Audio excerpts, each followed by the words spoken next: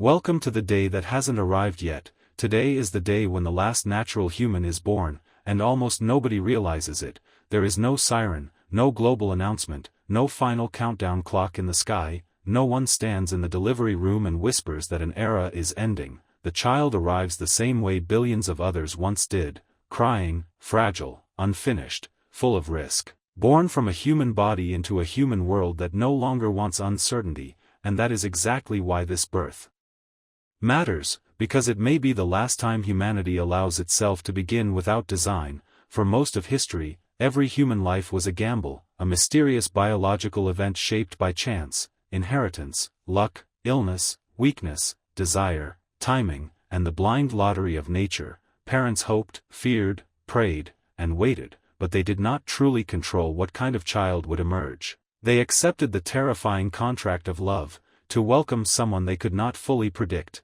That unpredictability was not a flaw in the human story, it was the human story. But the future does not worship uncertainty, it eliminates it, slowly at first, then all at once, and nowhere will that instinct become more powerful than in the creation of new people. The path toward the last natural human does not begin with evil, it begins with care, it begins with medicine trying to prevent suffering, with doctors trying to eliminate inherited disease, with scientists trying to protect children from conditions that once ruined lives before they even started. It begins with parents asking an innocent question: if we can spare our child pain, why wouldn't we? And that question, reasonable, loving, compassionate, becomes the first crack in the old wall between nature and design. At first the interventions are small, screening embryos for severe illnesses, correcting obvious genetic errors, monitoring pregnancies with impossible precision, reducing risk, increasing survival, calming fear.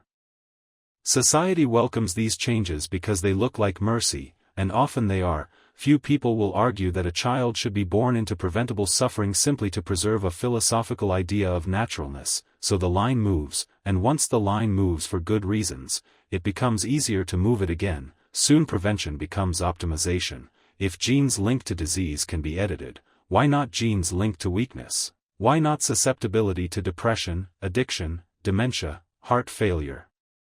Low immunity, poor recovery, cognitive decline. If a future child could be made healthier, more resilient, more stable, more intelligent, more beautiful, more emotionally balanced, more long-lived, what parent will voluntarily refuse? What government will want its population to be less capable than another nation's designed children? What elite class will continue leaving its heirs to chance if enhancement becomes safe, prestigious, and available? The transition will not feel like betrayal, it will feel like responsibility, and that is what makes it unstoppable. Once the first generation of enhanced children enters the world, the social pressure begins, quietly, brutally, everywhere. Schools notice differences, employers notice differences, militaries notice differences, insurers notice differences, dating markets notice differences, performance gaps widen, expectations shift, and the unedited begin to look less romantic and more neglected. Natural birth stops feeling noble and starts feeling reckless. The old language collapses. Parents who once said we want our child just as they are will now be asked why they chose avoidable limitations, why they knowingly passed on risks, why they refused tools that everyone else used to protect their children. To create a natural child in a designed age will slowly start to resemble sending someone into a storm without shelter, and love itself will be redefined as intervention, but genetics will only be the beginning. Because biology is not the only thing the future will redesign, pregnancy itself will become a target. For centuries, gestation was sacred because it was intimate, difficult, dangerous, and human, but from the perspective of technology, it is also inefficient, fragile, unequal, and full of uncontrollable variables. Artificial wombs will begin as life-saving tools for extreme medical cases, then as safer options for complicated pregnancies, then as superior options for anyone who can afford them.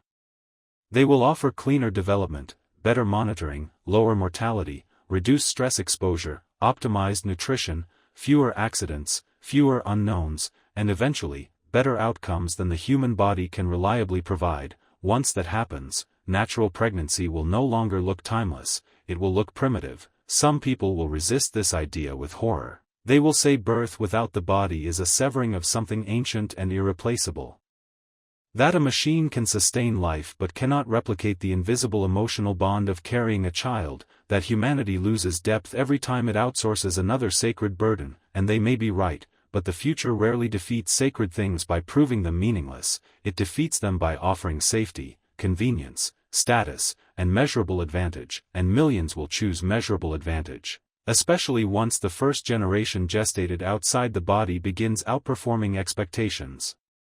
Stronger immunity, lower complication rates, better neurological development, better metabolic stability, better everything that can be graphed, audited, and sold. At that point, natural gestation becomes not a default, but a statement, and statements become expensive when they cost your child opportunity. Then another shift arrives, subtler but even more radical. The child is no longer only protected from defects, the child becomes a platform. Gene editing blends into enhancement blends into interface compatibility, and interface compatibility blends into the long future of human-machine integration. Parents are no longer choosing only hair color or disease resistance, they are choosing neural efficiency, sensory range, learning speed, emotional regulation, adaptation to synthetic environments, compatibility with cognitive assistance, resistance to digital overload, and seamless connection with intelligent systems that will shape adult life. The designed child is not merely healthier than the natural child, the designed child is more native to the future, while the natural child is increasingly born as if for the wrong century. Imagine the cruelty of that comparison, a baby loved by its parents, yet already obsolete by the standards of the age it enters. That is how natural humanity begins to disappear, not because it is hated, but because it is outcompeted by a version of itself redesigned for survival inside a more technological civilization. Even culture will join the transition. At first, stories will mourn the loss of the natural, films will romanticize unedited bodies, philosophers will write beautiful essays about chance, fragility, imperfection, surprise, and the moral danger of engineering the species. Religious leaders will warn that to redesign birth is to tamper with the grammar of existence. Activists will defend the dignity of unmodified life. But culture bends when incentives harden, and incentives will harden everywhere. The wealthy will enhance first, then the ambitious, then the anxious middle, then the desperate majority, and finally the law itself will begin to shift. There may be regulations, limits, ethics boards, and public outrage, but all of it will weaken under the same pressure that transforms every technology. Once a thing becomes safer, cheaper, and socially expected, resistance turns into nostalgia, then into irrelevance. Governments will justify intervention in the language of public health, national competitiveness, and equality. If only the rich can afford design, then design must be subsidized. If enhancement improves outcomes, then enhancement becomes a child welfare issue. If natural birth correlates with preventable suffering, then non-intervention begins to look less like freedom and more like neglect. That is the moment the old world truly cracks, because once the state, the market, and parental love all point in the same direction, biology no longer stands a chance. The last natural human will therefore not be born in a world that despises humanity, but in a world obsessed with improving it. That is the irony. Nature will not be replaced by monsters, it will be replaced by optimization wrapped in compassion, by control disguised as care, by upgrades justified through love, and by a species increasingly unable to tolerate the moral burden of chance. There will still be holdouts, communities that insist on conceiving, carrying, and birthing children the old way. Some will do it for faith, some for philosophy, some for identity, some because they believe mystery is part of what makes a person sacred. These families will become symbols, admired by some, judged by many, monitored by institutions, studied by journalists, treated either as heroic traditionalists or irresponsible romantics. But even if the law permits them, the system around them will not be neutral. Their insurance will cost more, their children may face hidden discrimination, their choices will be framed as selfish, emotional, anti-science, or cruelly nostalgic, and each generation of holdouts will shrink, because conviction is hard to sustain when every institution around you tells you that love now means modification. By then, the meaning of the word natural will have changed. It will no longer mean pure or authentic, it will mean uncorrected, unmanaged, unoptimized, vulnerable, and statistically inferior. In such a world, to call someone natural may sound less like praise and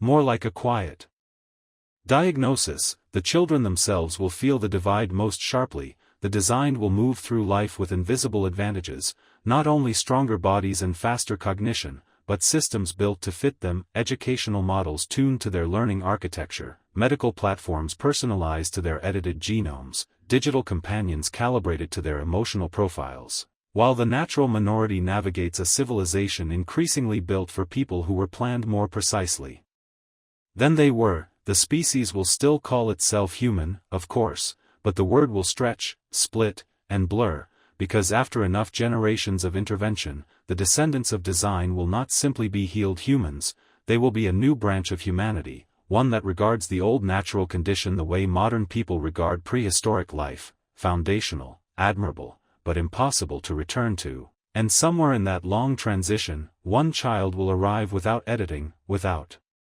engineered gestation, without optimized traits, without prenatal correction beyond basic care, born from one human body into another human embrace, and no one outside a small room will understand that this ordinary event marks the end of a beginning that lasted for hundreds of thousands of years. That child may grow up hearing debates about whether people like them should still exist, whether their parents were brave or irresponsible, whether natural birth should remain protected as a cultural right or phased out as a preventable disadvantage. They may become a symbol, or they may remain anonymous, just another person carrying the quiet weight of being among the last products of chance in a civilization that now trusts design more than destiny. So when will the last natural human be born? Not when science becomes all-powerful, but when uncertainty becomes morally unacceptable, when randomness in reproduction feels less like freedom and more like failure. When parents are judged not for controlling too much, but for controlling too little, when artificial gestation becomes safer than pregnancy, when enhancement becomes normal, when nations fear falling behind, when compassion and competition merge into the same machine, it will happen when the final defenders of unplanned humanity lose not the argument about meaning, but the argument about risk. Because modern civilization can tolerate many things, but it struggles to tolerate preventable suffering, even if preventing that suffering requires redesigning the species itself. The last natural human will be born on a day that seems completely ordinary to almost everyone alive, a day with traffic, headlines, markets, messages, weather, appointments, distractions, and somewhere in the middle of it all, one final child will enter the world untouched by the full architecture of human design, and the age of chance will close without applause. That may be the saddest and most revealing thing about the future, not that humanity changes itself, but that it does so gradually, so reasonably, and for such understandable reasons that by the time the ancient version disappears, almost nobody thinks to mourn it. This was another day from the future. Until next time.